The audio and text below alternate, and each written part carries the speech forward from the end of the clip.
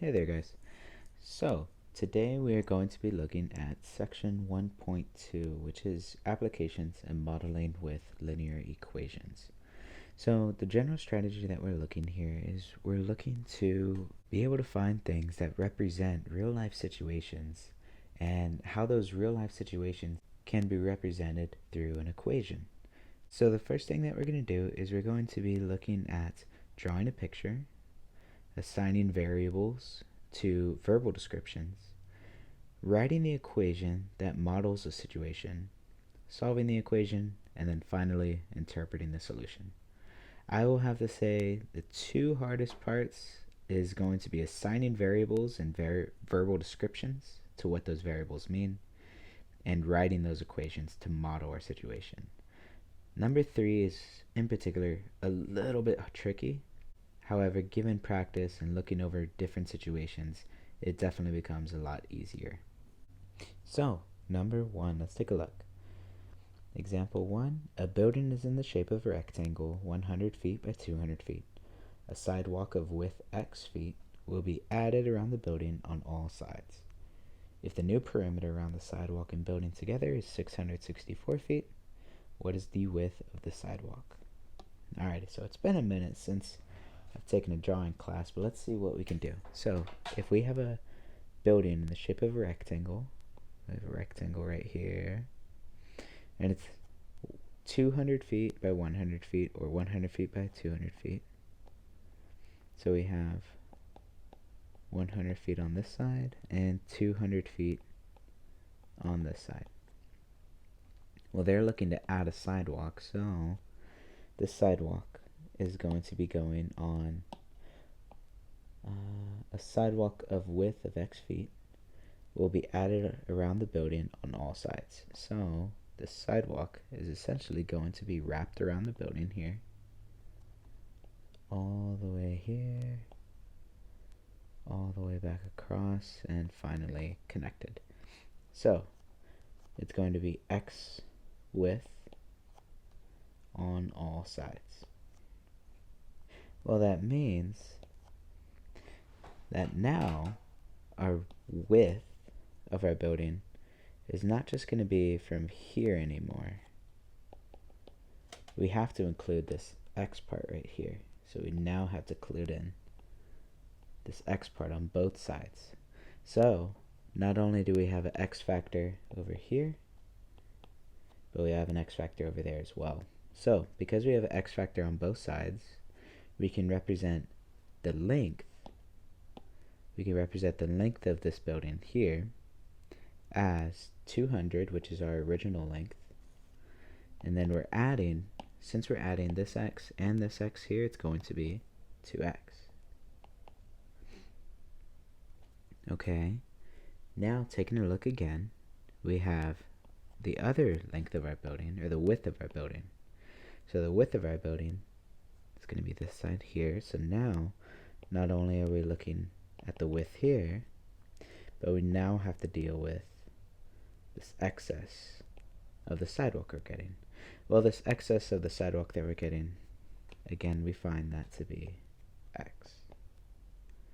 So we have x on this side, x on this side, meaning the new width for our building is going to be the 100 plus, well, x on each side gives us 2x. Alright, so now we have our length,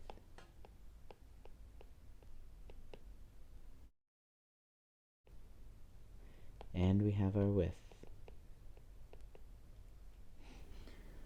So moving forward, we're taking a look at the equation for perimeter, and that equals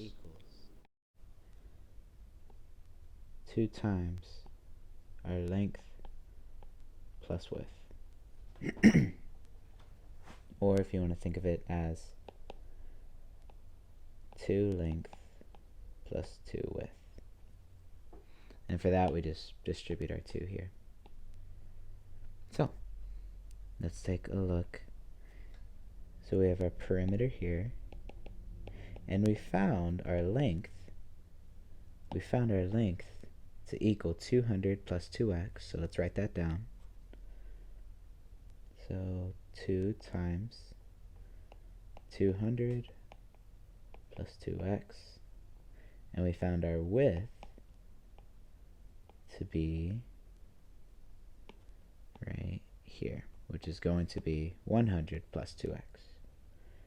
100 plus 2x. Alright, from there we're getting pretty close. So now let's just distribute our 2's. So distributing our 2 to both sides, or to both parts of the equation. So distributing our 2's to both parts of the equation, we have 400 plus 4x plus 200 plus 4x. Well, we were given that the perimeter is equal to 664 feet. So this guy is equal to 664. So let's zoom back in. Equal to 664. We'll have 400 and 200 combined to give us 600. We can subtract 600 from both sides, and we're left with, let's combine these here as well. So we have 4x and 4x, which gives us 8x. So we have 8x is equal to 664 minus 600, well, that's just 64. Divide by 8. And our x equals 8. Well, 8 what? 8 feet. Okay. Now, 8 feet, an 8-foot wide sidewalk. That seems a little wide, but nothing out of the ordinary. Nothing too crazy, I guess. But let's double check, and let's see if that's going to be the right solution. So, looking at our original equations that we have set up here, let's find out. And also, by looking at our general strategies, we do want to check and interpret the reasonableness of our solution. So the reasonableness of our solution, with the sidewalk being 8 feet, it's a little wide, but it is possible. Let's take a look. So we have 200 plus 2 times 8, and we have 100 plus 2 times 8. Well, that's going to equal 216, and this is going to equal 116, 116, and then from there we take our equation that we have set up for our perimeter, which is going to equal 2 times 216 plus 116, which is going to be 332, which equals 664. Would you look at that? That's our answer for the perimeter